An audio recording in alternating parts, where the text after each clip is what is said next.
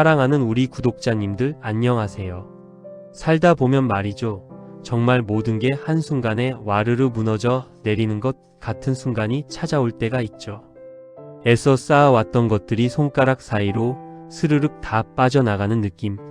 그 자리에 남는 건 텅 빈 허무함과 막막한 두려움뿐인 것 같고요.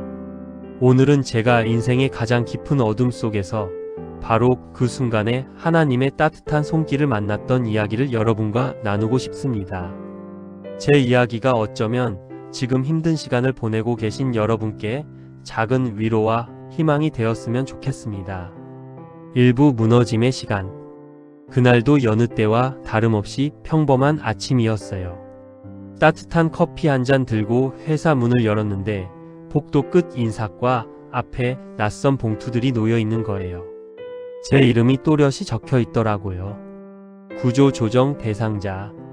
그 한 문장을 읽는 순간 머릿속이 하얘지면서 아무 생각도 나지 않았습니다. 20년 넘게 정말 성실하게 제 청춘을 다 바쳐 일했던 곳인데 왜 하필 나인가? 하는 생각에 망치로 맞은 것 같았죠. 집으로 돌아오는 길. 하늘은 새파랗게 맑은데 제 마음엔 시커먼 먹구름이 가득했습니다. 내가 뭘 잘못했지? 왜 나에게 이런 일이? 아무리 생각해도 이유도 설명도 찾을 수 없었어요. 며칠 동안 식사도 제대로 할 수 없었습니다. 그저 멍하니 앉아만 있었죠. 그때 아내가 조용히 따뜻한 국을 덜어주며 말했습니다. 여보, 하나님은 이유 없이 이런 일을 주시진 않을 거예요. 그 말이 오히려 제 가슴을 더 아프게 콕 찔렀어요. 그날 밤 성경책을 폈지만 한 줄도 눈에 들어오지 않았습니다. 기도하려고 무릎을 꿇어도 입에서 아무 말도 나오지 않았어요.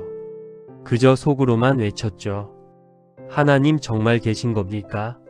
저에게 왜 이러시는 겁니까? 2부 침묵의 시간. 시간은 덧없이 흘렀지만 제 마음의 먹구름은 거치지 않았습니다. 하루 종일 텔레비전 앞에 멍하니 앉아있다가 밤이 되면 괜히 일기장을 펴들었어요.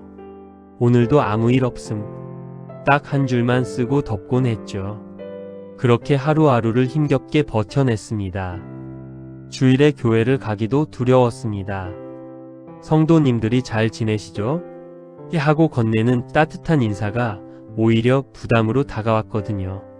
그래서 핑계를 대며 몇 주를 쉬었습니다. 솔직히 제 마음을 감추고 싶었어요.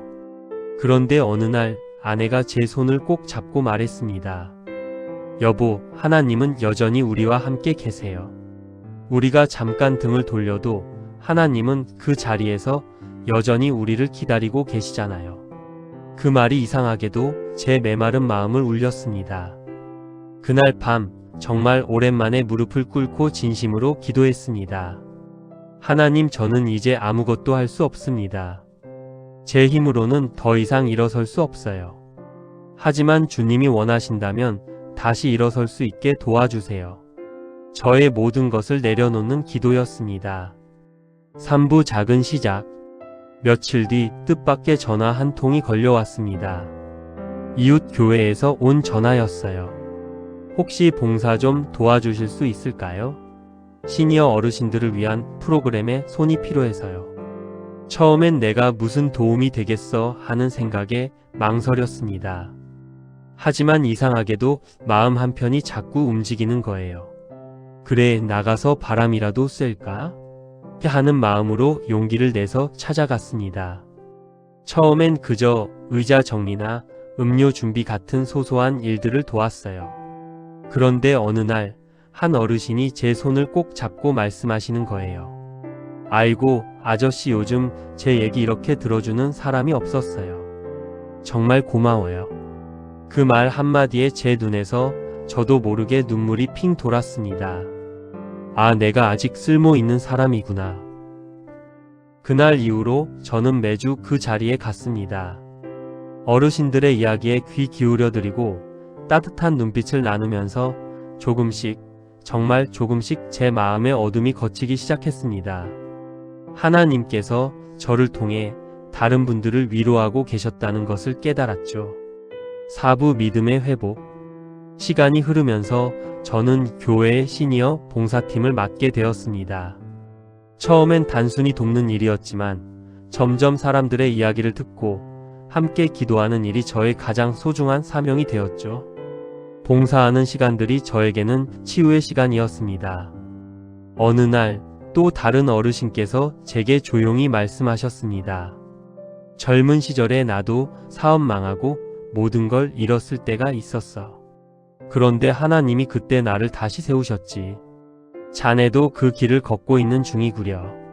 그 말씀이 제 마음 깊은 곳에 쿵 하고 박혔습니다. 그 순간 깨달았습니다. 아, 하나님은 내 일을 여기서 끝내신 게 아니었구나. 오히려 새로운 일을 시작하신 거였구나. 제가 겪었던 그 고난의 시간들은 사라진 것이 아니라 이제 누군가를 진심으로 위로하기 위한 하나님의 귀한 재료가 되고 있었던 겁니다. 깨달음과 묵상. 성경 욥기 23장 10절 말씀이 문득 떠올랐습니다. 그가 나의 가는 길을 아시나니 그가 나를 단련하신 후에는 내가 정금같이 나오리라. 이 말씀이 바로 제 이야기였습니다. 고난의 시간은 끝이 아니라 저를 더욱 단단하고 빛나는 정금처럼 만들어가는 과정이었던 거죠. 만약 그때 직장을 잃지 않았다면 저는 여전히 제 성공과 저 자신만을 바라보며 살았을지도 모릅니다. 하지만 지금은 누군가의 이야기를 진심으로 들어주고 함께 기도해 줄 수 있는 사람이 되었습니다. 그리고 그것이 제 인생에서 가장 값지고 의미 있는 일이라고 자신 있게 말할 수 있습니다. 혹시 지금 삶의 무너진 자리에서 하루하루를 힘겹게 버텨내고 계신 분이 있다면 제가 이 말을 꼭 전하고 싶습니다. 하나님은 당신을 단 한 번도 잊지 않으셨습니다. 우리가 너무 힘들어서 잠시 멈춰선 그 자리에서도 그분은 여전히 당신을 위해 일하고 계시다는 것을요.